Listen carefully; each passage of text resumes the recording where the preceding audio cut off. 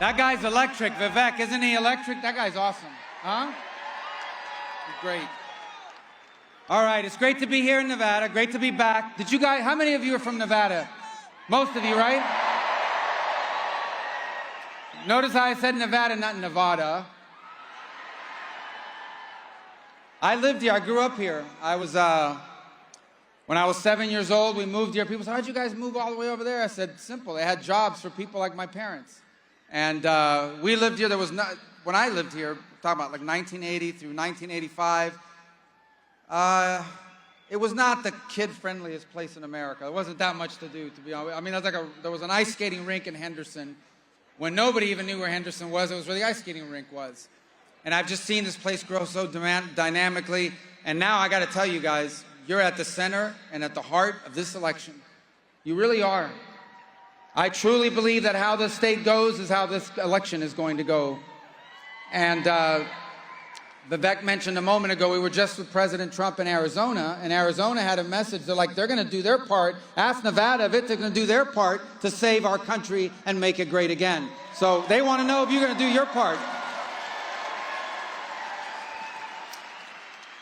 And every time that I come here, I'm reminded of my childhood, and I think that's important because I think about my parents for a moment. My parents were immigrants from Cuba.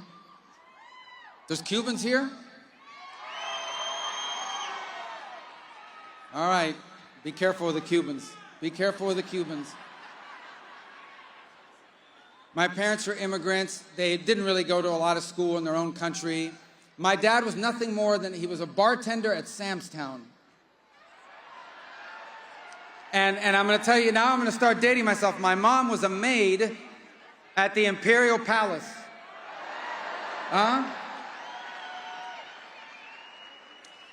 That's back when they used to have this thing. That was our family outing. We used to go see this thing called Legends in Concert, which was, some old-timers remember Legends in Concert.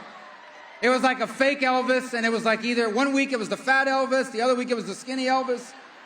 Marilyn Monroe, whatever. My point is, that's the jobs they had. And you know what my parents were able to do with those jobs? A bartender and a maid? They owned a home.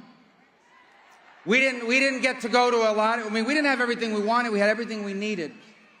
And the most important thing my parents were able to achieve is they were able to leave all 4 of their children better off than themselves.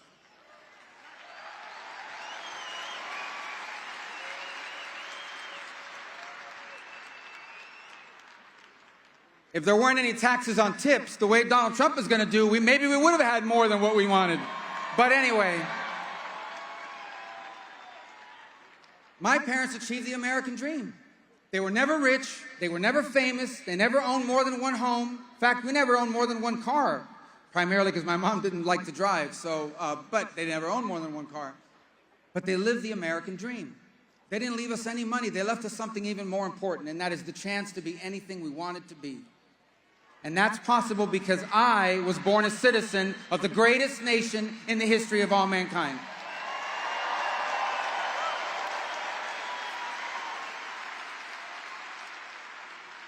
And it's important to remember that. It's important to say that. You never hear that on the other side. Not enough. When the other side talks about the greatness of America, it always comes with an asterisk. Yeah, we're the greatest country in the world, but... and they'll fill in something we don't do right or something we did wrong 200 years ago or 150 years ago. Guys, I've never claimed that America's history is perfect, by the way. I've only claimed that our history is better than anybody else's history by far. We are a nation of progress and of opportunity, a nation that has changed the world and inspired the people of the world. But it's in trouble. You know it's in trouble. We know it's in trouble. It is a nation whose borders are not secure. We're not secure. This is not immigration. What's happening on our border, that's not immigration. That is mass migration. That is a total breakdown and total chaos, and it's by design. And that needs to stop. That is the choice in this election between a president, Donald J. Trump, who gave us the most secure border in modern history, and Kamala Harris, who as Vice President of the United States was the border czar and has allowed this country to be overrun by millions and millions of people from all over the world. My parents were able to achieve the American dream like so many of you, because when I grew up, Bacon didn't cost $150 or whatever the crazy price is now. And that's the choice in this election.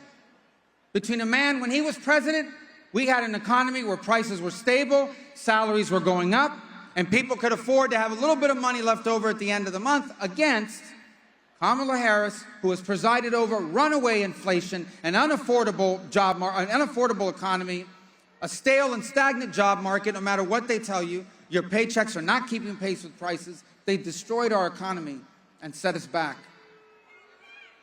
It's a choice. It's a choice between a president who had us on the road and had us right there at the precipice of complete and total energy independence. We don't have to worry about any other country in the world. We can fuel our economy because God has blessed us with those resources, and we were doing that under Donald Trump.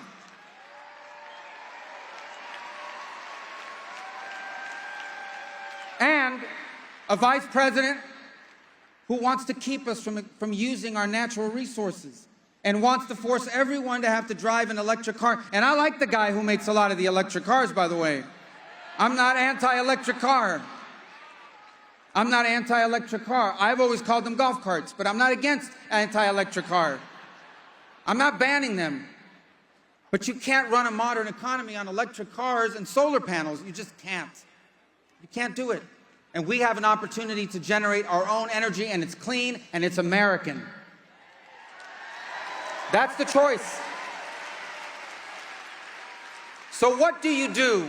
What do you do if you know you can't run on your record? And Kamala Harris can't run on her record. She was asked the other day, what would you do different than Joe Biden? I can't think of anything. And this was on The View, so it was like in the morning. 8 people were watching, and so she wasn't tired. And she couldn't think of a single thing she would have done different. That tells you everything you need to know. We can't afford another. If we have another 4 years like the last 4 years, you won't recognize your country. You won't. A President Biden-Harris administration that had us humiliated in Afghanistan. Absolutely humiliated. In fact, it's not a coincidence that after Afghanistan happened, Ukraine happened, October 7th happened, all the stuff China's doing against the Philippines happened, and maybe Taiwan soon enough happened. Because they said, this guy's weak, Joe Biden, and America's weak because he's weak, and we can get away with it.